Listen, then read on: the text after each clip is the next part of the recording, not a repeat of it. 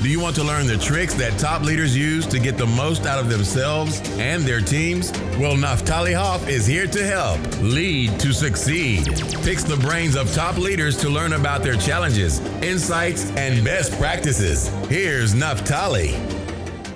Hello, Lead to Succeed Nation. It's Naftali Hoff, and welcome to Lead to Succeed, episode 97. Today, I have the pleasure of speaking with Batsheva Moshe. Batsheva is the GM of Wix in Israel, the leading cloud-based website creation and development platform with over 220 million users worldwide. She also serves as chairman of Yotzmot Atid, a leading NGO that empowers women from underserved communities to establish small businesses and to become economically independent. Prior, Batsheva managed Poalim Hitech, the banking arm of Bank HaPoalim for startups and high-tech companies. Batsheva was also CEO of Unistream, one of Israel's most influential and impactful NGOs that narrows the socio-economic gaps by empowering youth and young adults from underprivileged communities to establish startups and integrate into the high-tech industry. And she's a great friend of former Lead to Succeed guest, Hillel Fold. Batsheva, thank you so much for joining me today on the episode. Thank you for having me. Oh, it's really my pleasure. And I've been looking forward to this conversation for a while. And I just read a mouthful. So there's a lot in your bio. I'd love to unpack it. Your journey is fascinating. And of course, it's varied as well. So tell us, how did you get started? How did you get to where you are today? Okay, so I did have an interesting journey, born and raised in Elkanah in the Samaria. I don't know if people heard about this place. By the way, my father is American, made Aliyah to Israel when he was about 25. So we were like a very Zionist family, you know, talking about values and everything. By the way, we weren't talking English at home because my father came to Israel in order to speak Hebrew and not English.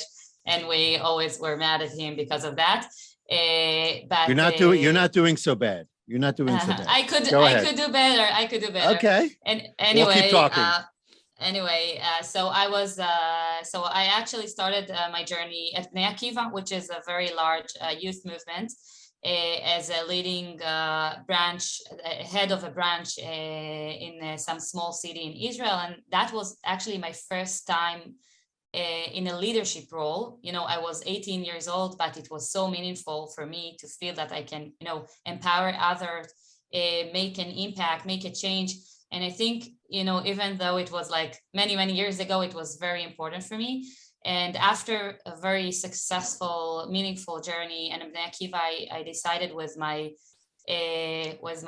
husband, Shai, that we want to build our first home in a social activity, trying to, you know, make Israel better, influence, volunteer. And we decided to join a young community in Akko, which is a part of a chain of young communities that were established all over the periphery of Israel and try to do, you know, good things from the inside of those towns.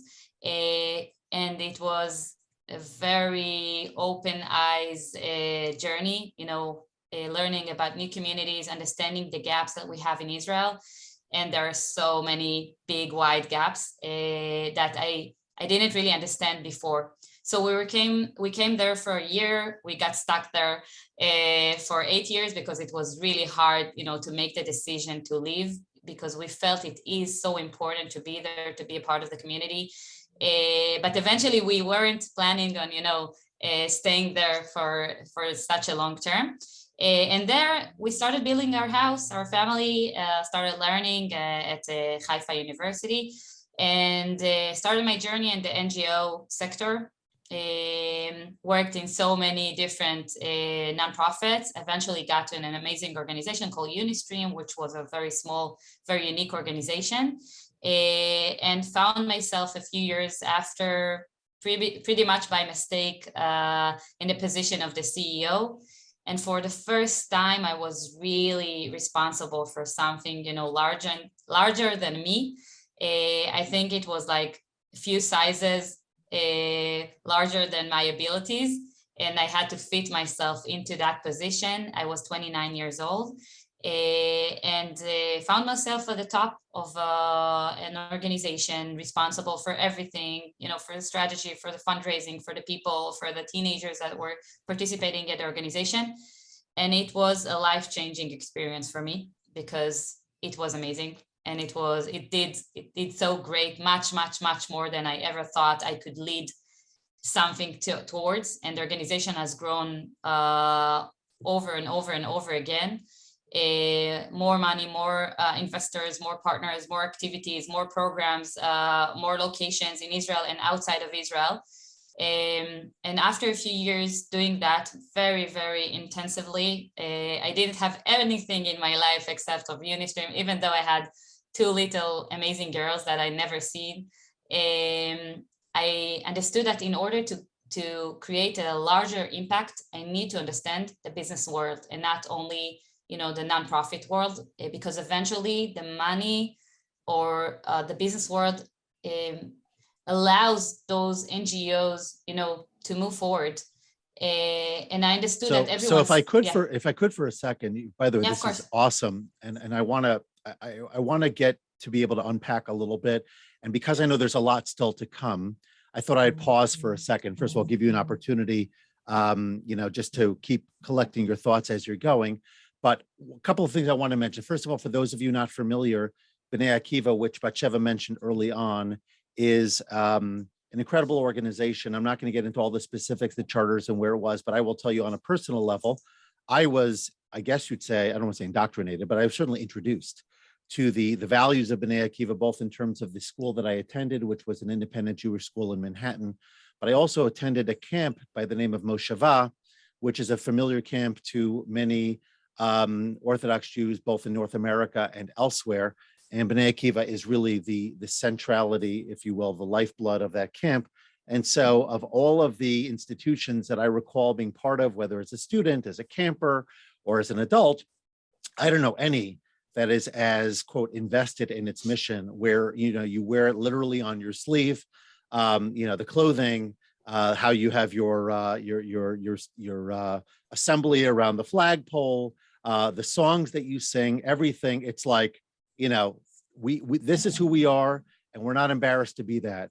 And I think that there's a certain, I guess you'd say, identity and pride that becomes integrated into it. And I'm sure we could talk about it, Batsheva. Maybe we'll come back to that. But you said a couple of other things that I thought were really neat.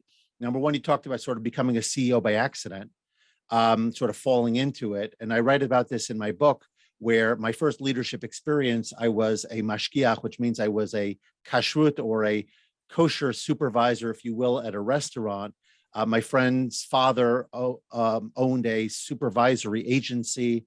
There was a restaurant in Upper Manhattan that wanted to be open on Saturday evenings and needed somebody to be physically present. And so I was hired. I didn't really know what the job entailed. I show up over there. All of a sudden, I get this phone call. Some guy says, "You have a call." I pick up the phone. I thought, who's calling me at this restaurant? It turns out it's some woman who wants to talk to the manager. And for a variety of reasons, people who are the mashgichim, these supervisors, often take on a secondary role because they're getting paid anyway. Sometimes they manage the cash register. Sometimes they do something else. And apparently I was the manager, and I had no idea. So I kind of fell into leadership that first time, having no idea I was even in the position. You at least knew you were CEO, even if you didn't know what that meant. And that was really cool. And one of the things I'd love to unpack, I'm just sort of putting it out there, of things I'd like to discuss with you, is that transition from nonprofit to the business world. So those are my little interjections for the moment. Let me hear the rest of your story, and then we'll come back to it. Okay, so I understood in order to make the next step of becoming an influential person in much larger scale, I need to be at the business world. I need to understand that world, to the terms, the values, the way it works. And eventually I felt that I came to the top of the NGO world. Unistream is it's actually one of the leading organizations in Israel. And everyone were looking at me as like the social leader. But eventually when they were talking about business, I wasn't a part of the conversation.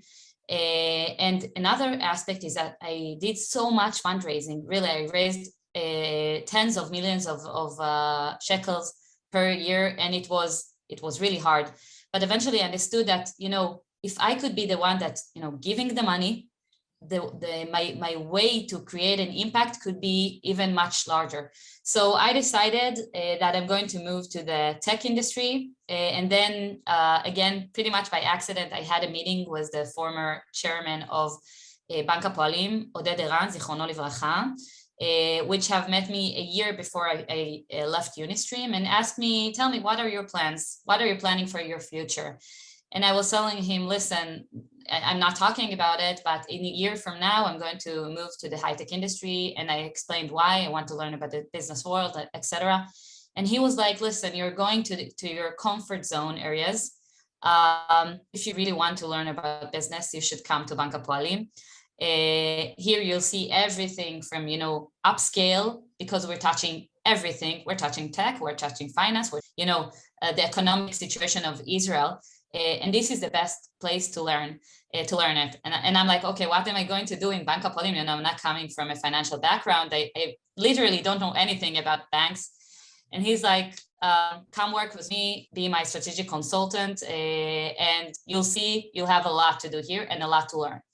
So it was like really, out of the blue. But after a few days of thinking about it, I decided it's an amazing opportunity. I really appreciate it, the fact that he gave me this opportunity and that he wants me beside him and that he thinks that I can give him value, which was pretty surprising for me. And 8 months after, because I had to do a lot of things in Unistream before I left, 8 months after, I found myself working as a strategic consultant of the chairman of Bank Hapoalim, day-to-day work with the board of directors of the bank, a lot of, presidential work, because the chairman of the bank is responsible for the strategy, responsible for the board, but he does a lot of things that, from the outside of the bank, representing the bank in all kinds of different forums, events, and all of that. And it was literally a different world than I knew before. So my first journey at the business world was as a strategic consultant for the chairman of Bank Hapoalim, working with him, with the board of directors, with the management. And I learned so much from that, even though it was really a whole different world. And about 10 months after, he found out that he has cancer. And it went pretty quickly. And 10 weeks after, he passed away. And it was really, really tragic. We were very close to each other, but I learned so much from him and from working on his side. And actually from being with him pretty much until the last moment. And I really appreciated, the fact that he believed in me and he wanted me to be working with him. So when he became sick, it was like at the beginning of the COVID. The world has stopped. No one knew where it's headed. The banks were like with a lot of difficulties because of the loans. And eventually, I went to the CEO of the bank, Dov, and told him, listen, I'm not going to be a burden on the bank. I don't know who is going to be the next chairman. I don't think I will continue my position. I did it really because I really was connected to Oded. I admired him. But, I will move forward. The plan was to go to the tech industry, and that's okay. I'll be okay. And in the end of the conversation, I told him, listen, but there are some segments of the bank where I feel I can really give, an impact. And one of them is Hapoalim Tech, Hapoalim Hitech, the banking arm of Bank Hapoalim for the tech industry. And I think I could do a lot there because I'm connected to all the tech, leaders. Because of Unistream, we're working a lot with the tech industry. I know the language. I feel that I'm able to do the job to take us to the next stage. And he thought about it and said, go ahead. And then I started working as a leader of Hapoalim Hitech. In the meanwhile, I had a few months working with Reuven Krupik, which is the current chairman of Bank Hapoalim, an amazing person. But Hapoalim Hitech was really a school for me because I learned everything about how startups really work, about investment. I was leading the investment of the bank in VCs as well. We had like a fund of funds program. So a few months ago, I started my current position as the GM of Israel in Wix. Wix is an amazing success story of the Israeli tech industry. There are a lot of successful companies that were established by Israelis, but there's a few like Wix. I mean, the large scale that the company has came to, the number of users, the amount that the company has raised, and it became like a real large-scale company. And I think, this journey is going to learn me so much. So I'm responsible for the business activity in Israel, which means leading the partners activity, leading all kind of potential enterprise deal, B2B, the marketing activity in Israel, and making sure that our products are, the best suitable for the Israeli users. And besides that, I'm involved in a lot of social activity. Eventually, I think that, that's what most makes me happy, to understand that I can create an impact and improve lives of others. And a part of that, I'm leading the activity. I'm the chairman of the NGO Yozmot Atid, which you mentioned before, and doing a lot of other social activity as well. Okay, yeah, and of course, the irony of all of this is that you are in Startup Nation and your technology is great, but yet on this call, we've had one tech snafu after another. So hopefully your message will get out there loud and clear. There's so much to unpack from what you said, Batsheva, and I would like to focus on a couple of them. First of all, the piece on mindset, because I think what really speaks to me in what you shared is, you started from a place of giving, of volunteerism. You kind of grew into positions that you didn't anticipate would even become open and relevant to you. And simultaneously, you kept having your eye or setting your sights on something bigger, whether that was moving into technology, the idea that you should be on the giving side rather than just on the solicitation and collecting side. Talk about mindset a little bit. You could share, of course, about your own, but the idea of why it's so important for people to work on their mindset, why it's so important for people to think beyond their, as we would say in the Hebrew, their dalit amot, their 4 cubits, so to speak, of space, their little world in which they currently operate, and expand their thinking of not only what's possible, but where they want to ultimately wind up. Okay, I think that the first time I understood how lucky I am was when I moved to Akko. It's actually opened my eyes to understand that, there are 2 sides of the coin. As you said, the ones that are giving, the ones that are receiving, or the ones that are understand they have the mindset that I can do anything I want, and the ones that tries to, to finish the months. And I understood that I have the ability to be on the giving side, and I'm praying that I will continue to have this ability. Nothing is to be taken for granted. Everything could be changed today. And I learned that at Akko, and I tell myself every day to understand that and to remember that, because eventually I'm privileged. I received so much. Listen, I have a great career, I have a great family, I have a great home, and it's really not to take it for granted. And as long as I'm able to do for others, I'm trying to do my best, because I understand that I received this present and I need to use it. So eventually it comes to the state of mind, as you said, that I control my future. I control my life. I'm a believing person, so I know that I'm not really controlling it, but I'm trying to do my best to take myself to the next stage, or to, to conquer the KPIs that I set for myself in the career aspect, in the family aspect, and self-fulfillment aspect. And there's so many people that are just living and don't feel that they can choose. They came to the situation in their life that they don't have a choice, or they don't feel that they have a choice. And I think it's so important to understand this point. I give a lot of lectures to all kinds of populations, and a lot to women and a lot to youth. And I'm always telling them that you need to make sure in every step of the way that the choice that you're making now will bring you to the point that you have a choice in the next stage, and you're not, obligated to the round, the tour, the scope that life has gave you. It Yeah. has to do with career. It has to do with economic opportunities and every other aspect of life. But we are not taught everything that I'm saying right now. No one talked to me about it when I was young. No one talked to me about it at school or at the university. I was just like, moving from one step to another step, and never had asked myself, what will bring me the options in the future? What will make my LinkedIn profile so attractive that the recruiters will approach me and I won't approach them? It's so important to understand how the world is working, and how the workforce is working, and how the economic life is working.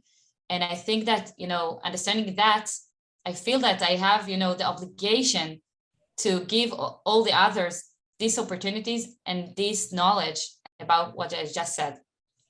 Yeah, I know we haven't budgeted enough time to really go through everything. I mean, what you got here is hours, I think, of great conversation. But I do want to focus on one point in particular. It's interesting because in my last podcast conversation, I was speaking with a woman in England, a young entrepreneur who's done really, really well for herself.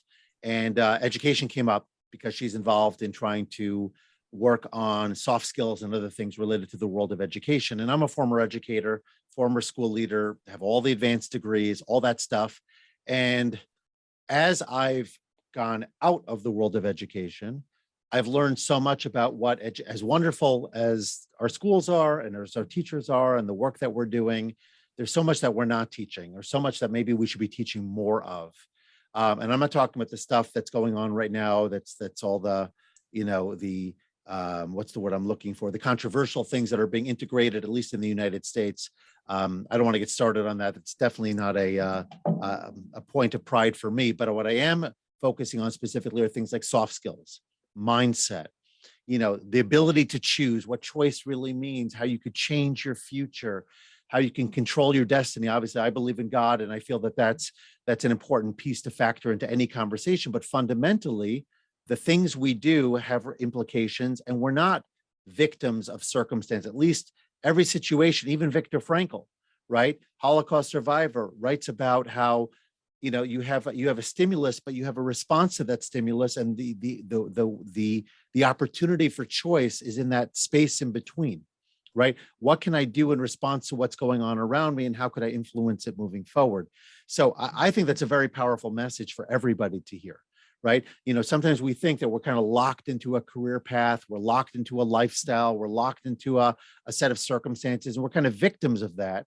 I grew up with, parents that divorced at a very young age, with a lot of tumult, as we'd say in Yiddish, a lot of fighting and back and forth and court and whatnot. It was not easy, but I didn't let that define me. And most people who have success in their lives allow themselves to think about and rise above whatever the challenges that they've encountered and continue to encounter, because they know that there's an opportunity on the other side of this challenge. And so I want to thank you for bringing that point out, making that point very clear. And, I don't know if you want to add to that or Yes, not, but I think that's, yeah, go ahead. So I think it involves the tech industry in Israel, because eventually, many people are asking, what's happening in Israel that the tech industry is so successful?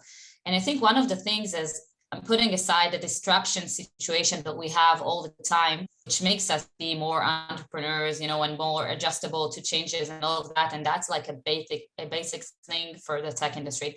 But I think eventually there are many people here that understand that, they need to take action over their life, over their future, and they're not taking things. And that makes you able to accept the situation and ask yourself, what can I do in order to control it? What can I do in order to change it? And that's a mindset of entrepreneurs.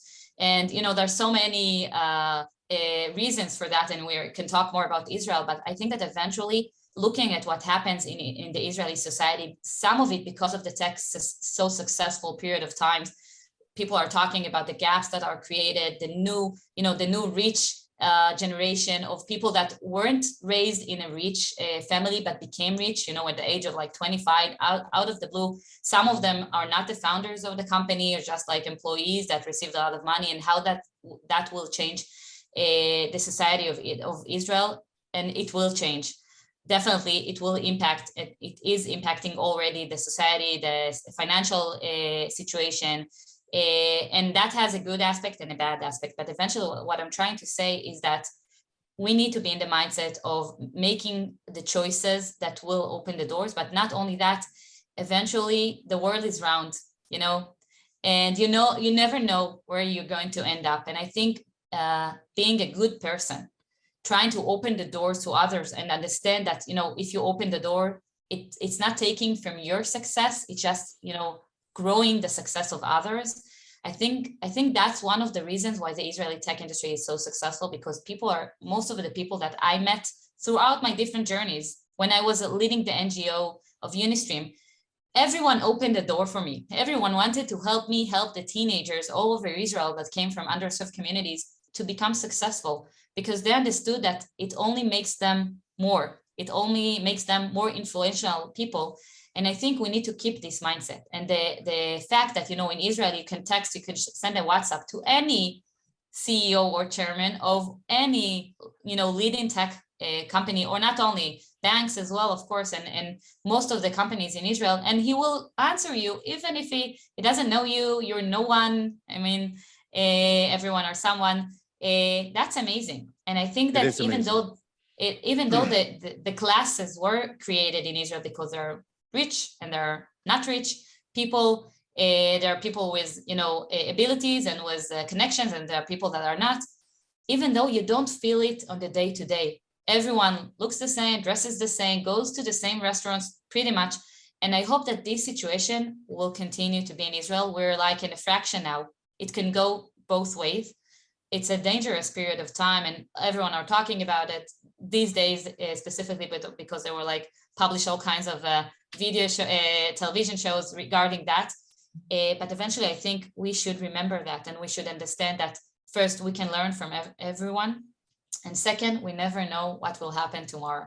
So you said before, if there is something that, I want to say to the world, is this: I learned in Akko that I'm lucky, and I need to say thank you every day. But I didn't get this present for nothing. I got this present because, I'm a messenger. I need to use it for the best side, the best efforts that I can. And eventually that's all that is matters, because, someday we will be out of the business, someday we will retire, someday we will be sick.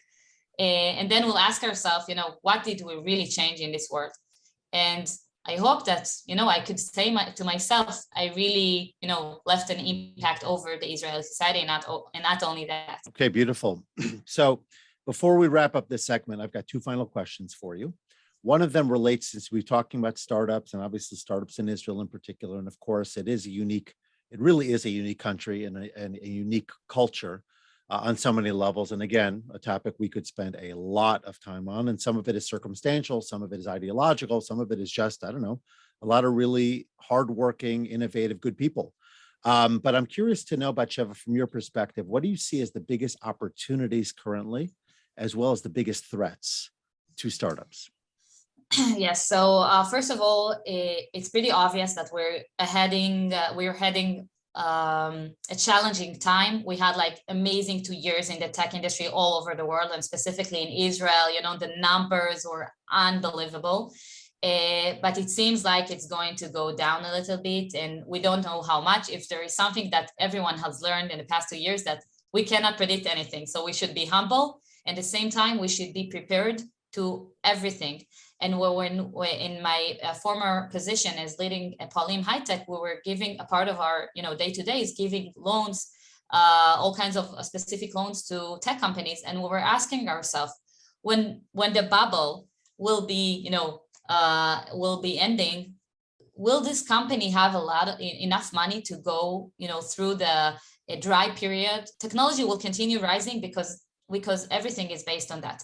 Specifically, there are new markets. There are markets that are untapped yet. Even though, in the United States, you feel like, everything is so progressive. There are third world countries that, haven't seen a lot of the new technology that we're using in the developed countries. And those markets, most of the Israeli tech companies were targeting the US and a little bit the UK, and some of them Europe.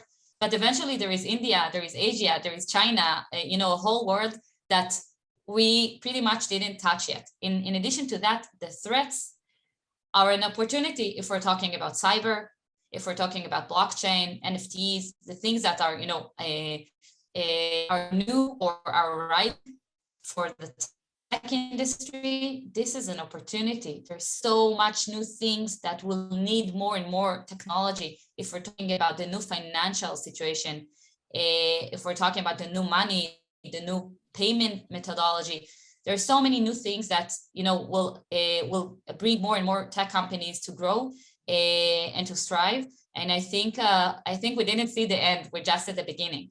So that's the opportunity side. And of course, sides are so many threats, and starting with the capital markets, because eventually the companies that has such a huge valuation needs to meet the money somehow, and they meet the investors with the money. And now when the IPOs went so down, everyone are afraid to go to an IPO. They will have a challenge because eventually they will need to raise more money. And a company that is a private company and valuated was about $8 billion, it will be very hard to be sold because not many companies can buy at such a valuation, and it will be very hard to do an IPO at that valuation. So I expect that we'll see downwards, unfortunately, with those companies. And I hope, the situation will turn out to be okay eventually, but I think that this year is going to be really challenging for those companies. Okay, well, hopefully they will get through it with minimal damage. My last question in this segment, and I ask all of my guests because we all make mistakes, even though your journey almost sounds like a fairy tale on some level. Batsheva, what was the biggest mistake you've made so far in your career, and what have you learned from it? Yeah, first of all, it really isn't a fairy tale, and I'm working hard, and I made a lot of mistakes, and I had very difficult times, like everyone has. And I think just one thing before I answer you is that I always think about what Oded told me, get out of your comfort zone. Even my current position, eventually I'm not a tech person. I'm not coming from technology, and learning all of that, learning a new company, learning a new, a new language is so hard. It takes so much effort. But I tell myself, listen, if you want to develop, if you want to go far, you need to be there all the time, even though it's scary. It's really scary. It's important to say that. When I look at my career, I say eventually, we're talking about it before, I didn't get any instruction about how to build your own strategy of life. And the first mistake that I think I've made is my academic studies. Eventually, I was a very good student at high school. I had my psychometry test. I had a very high score. I could get accepted to everything in Israel and probably a lot in the United States as well. But I asked myself, okay, what am I going to study? What am I going to do when I will be a grown-up? And no one knew, no one instructed me, how do I make this choice? So eventually I started at Bar-Ilan. I went to Bar-Ilan and I got into, courses to listen. And I said, okay, that sounds interesting. I'll take that. So I was studying on my BA communication and human science, which is, I don't know how to explain it even.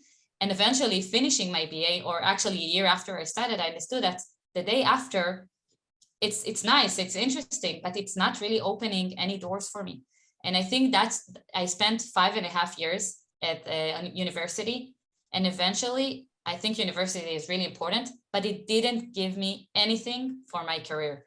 And 5.5 years is a lot. And I know that if I'll start over again, if I will have the ability, to go backwards, first of all, definitely I will learn something about technology. It's so important, and people don't understand that it's really a language. And if you don't have it since you're young, it's really hard, to catch up.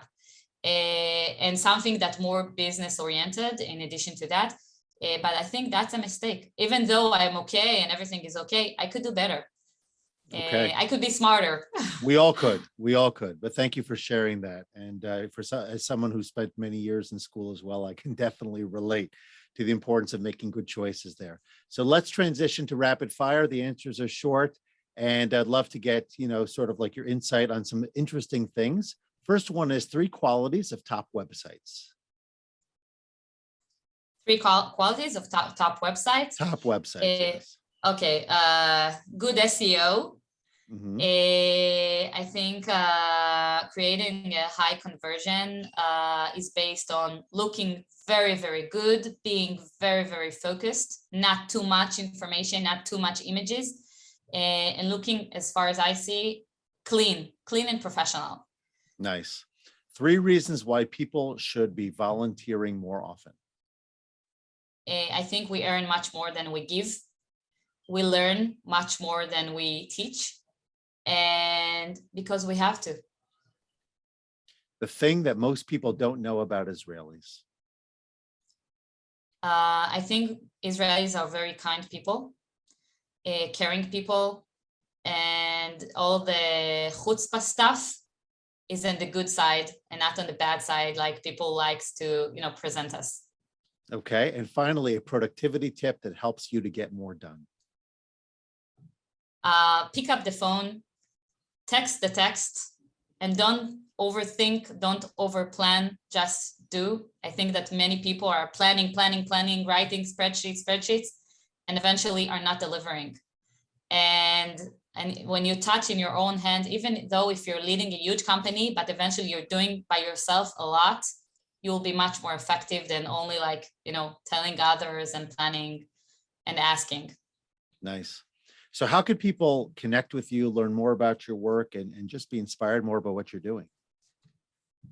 So I was talking before about giving. I answer everyone always in every media, if it's a WhatsApp, if it's phone call, or if it's a LinkedIn or Facebook. I believe that, I can learn and receive from everyone that is approaching me. I'm giving lectures for everyone that are asking me to come, every kind of organization. And I love to meet people. I'm curious about people, and I think, again, I can receive much more than I give. So for me, it's an opportunity and it's a present, and I like presents. So leave us, Batsheva. Yeah, go ahead. I'm sorry. Just text me, and I'm always responding. Awesome.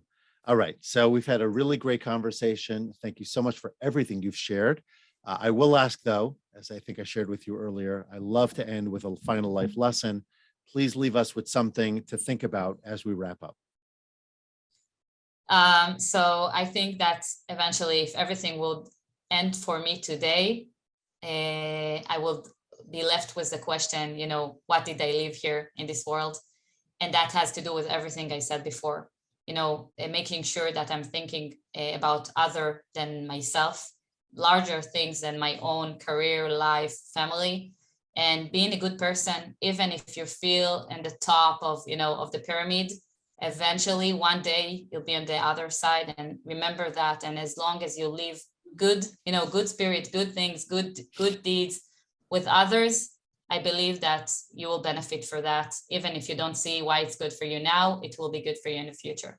That's beautiful. Well, thank you for sharing that. And thank you for being here on this episode. It was really a pleasure speaking with you, getting to know you, hearing your story. Really a lot to think about and a lot to learn from. So thank you for giving me the opportunity to discuss this with you. You should have continued success in every regard. And I look forward to getting to know you better over time. Thank you for having me. It was great. Bye-bye now. Thanks so much for listening to this episode and for investing in yourself so that you can lead to succeed. Before you go, don't forget to subscribe, rate, and review the show. Your feedback gives the show more social proof and encourages more folks to listen.